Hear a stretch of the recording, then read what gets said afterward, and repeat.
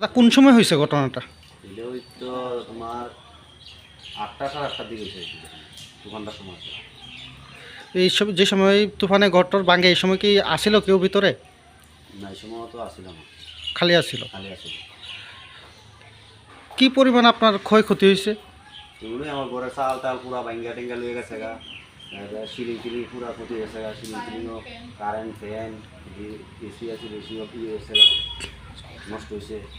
আনুমানিক কত টাকার ক্ষয়ক্ষতি হইতে পারে বলে মনে করতেছেন? 15,000 মতো হয়েছে, 1 মাসে হয়েছে। আর চালটা টিন লইয়া টিন গেছে 4 মতো টিন লাগছে। আর টাট লইয়া ধরো না 41-50 মতো গেছে। লাইফ ফ্যান নষ্ট হয়েছে। লাইফ ফ্যান টেনও নষ্ট হয়েছে। একটা এসি আছে দেখলাম, এসিটার কি কন্ডিশন দেখছেন নি কিছু? এখনো দিতে কইতে পাই না কারণ কারেন্ট তো নাই ওখানে, তো কিছু করতে পারি না। এটা মানে কোন পঞ্চায়েতের অন্তর্গত এই জায়গাটা? এটা হচ্ছে রাঙ্গুটিয়া পঞ্চায়েত। আপনার একটা কয় নাম্বার ওয়ার্ড? আমরা এটা হচ্ছে 6 নম্বর। আপনার নাম? আমার নাম পরিতোষ বিশ্বাস।